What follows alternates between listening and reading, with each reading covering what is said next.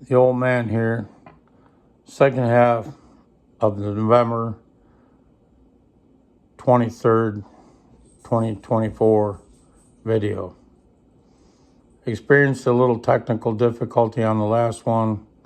Got cut short.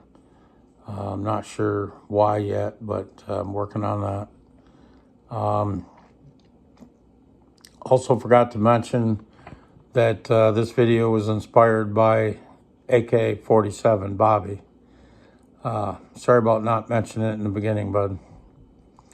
So at any rate, I believe where I left off was talking about the Glocks, and they're also, they're a tool. I also have a fair amount of Glocks in my, I want to say my collection, but in my possession. I don't really consider them a collectible firearm, although there are some that are, but mine aren't. I've modified them and made them work for me. So at any rate, I think the Glock's a very important tool. They work extremely well, extremely dependable, extremely simple. You can put thousands of rounds through them without even having to hardly clean them, and they'll just keep running. Because of the titanite finish on most of the, especially my earlier Glocks, it acts like a dry lube, and the gun doesn't need lubrication. Therefore, with no lubrication, there's no dirt collection. Carbon doesn't tend to build up as much, and it's just bone reliable. That's all there is to it. With that higher capacity and reliability, it's kind of hard to beat. And with the polymer frame, it helps make even a mid-sized gun, weight's not too bad. So I like to carry my Glocks, that's for sure.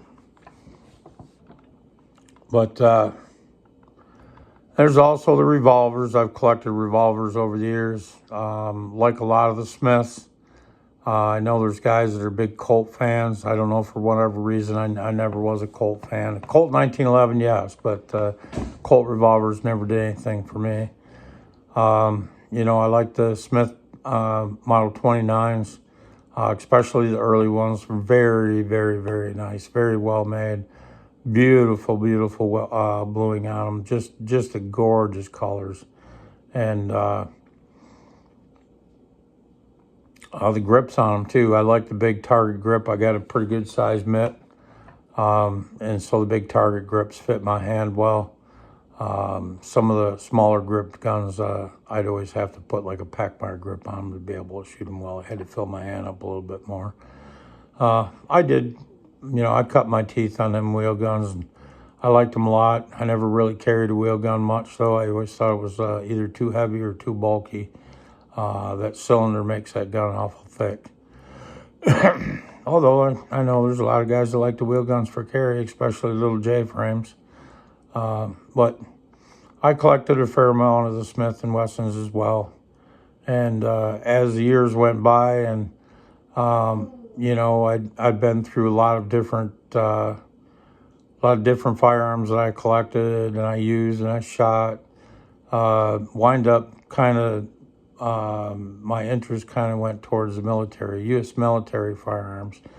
Again, mostly long guns. There were so many long guns compared to handguns as far as U.S. military is concerned. So, kind of like the kind of carbine. They're all right, fun to play with, but was never high on my list. One of my favorite U.S. military firearms was definitely the M1 Garand. It's been said that the M1 Garand basically won the war, and I believe it. It's a very dependable firearm. Good hitting power. The OT6 cartridge really got the job done. Talked to quite a few guys that got stuck with carbines, even on the front lines in Korea, and oh boy, they were not impressed. I could tell you stories from the old boys a lot. Back when I was young, I liked to listen to the old boy war stories, and they liked telling them, and most people didn't really want to hear them, I did. I like to hear those war stories and like to listen to them old boys. Knew a lot of guys from World War II back in the day that told a lot of good stories from Korea. And also, unfortunately, most of them boys are gone now. And a lot of guys from Vietnam too, and some Vietnam stories. But in Vietnam, you know, they had the AR-15 or the M16 actually, not the AR, but the M16 back in Vietnam. You know, again, I think the AR-15 is a hell of a nice tool. Own a few, but not what I consider one of my collectible firearms. The other collectible firearm, World War II, World War I, was the 1903 Springfield. I liked them a lot. Again, those were .6, and I shot a lot of those. Did a lot of refurbish on those. Back when I was younger, there was a lot of those that were military that, you know, they'd seen a lot of use and whatever. So, you know, I did some bluing on them, and I did some refinishing on them, and made them look nice. You know, some didn't need it, some did. Sometimes I got a really good deal because the gun wasn't pretty, and I tried to make it look pretty when it was all done. And I thought it did a really good job. I like the way they turn out. The Grand's the same thing. They used to import a lot of Grands that were pretty rough. You know, sometimes the stocks needed to be replaced, and I'd buy Boyd stocks, and a lot of them come back from, they were imported from Korea. We left a lot of them in South Korea when we left Korea, and they used them for drill rifles forever and a day. And my God, they even had the barrels wore out, the muzzles wore out from cleaning them. They wouldn't shoot worth a toot. The stocks were terrible. And so I used to buy them pretty cheap. Believe it or not, they'd come back, and I'd bought Grands as cheap as $175. You know, that was real reasonable, but they were ugly too. Oh my God, they were in bad shape. But I'd go through them and put a new stock on them. I'd finish the stocks. Learned how to do park rising. I do the park rising at my old house. I used to have park rising tanks and polishing wheels and BBLS cabinet right at the house in my shed. I had a 12 by 16 shed, I think it was, with a propane heater in there, so I could work on firearms out there all winter long. And man, I'd work on them in the summertime too, but especially in the wintertime when there wasn't as much to do. I'd be out there. I spent many hours after work out there working on firearms. Really enjoyed that. That's a lot of fun. But at the end of the day, you know, those Grands, I learned also how to rebarrel them. So I believe it or not, I could buy from Citadel in California. If I bought 10 barrels at a time, I could buy them for $60 a piece back in the day. Now, we're going back a ways. Probably 35 years, something like that, 30 years at least. And, you know, I'd refurbish them and take them to gun shows. And, well, of course, I'd shoot them and have fun with them first. But then I would take them to gun shows and peddle them, you know. You know, it was just fun turning guns over.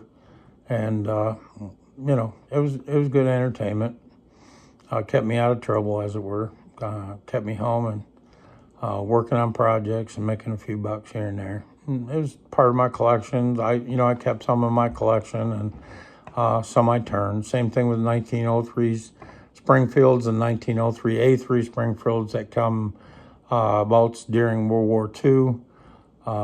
During World War II, there was a extremely high demand for firearms, of course, and the military was kind of bitching that they weren't getting them fast enough. And Remington said, well, you know, if we let us do a lot of this and that and the other thing, we can make them guns a lot faster. And eventually the U.S. government gave in and said, okay, show me what you can do. Let's do some trial guns. And they did, and they accepted those trial guns, and they come up with the 1903 A3.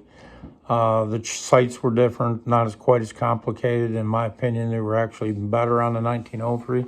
Wound up being a peep sight instead of a ladder sight. They changed that. They went to two groove rifling instead of 6 groove rifling, of which was cheaper and faster. The metal was stamped parts instead of machine parts, so that was faster and cheaper. And Remington, after they accepted them, Remington really started pumping out a lot of rifles, and was able to keep up with the production needs of the U.S. military. They even got in the 1903s. They even got Smith Corona, which was a typewriter company.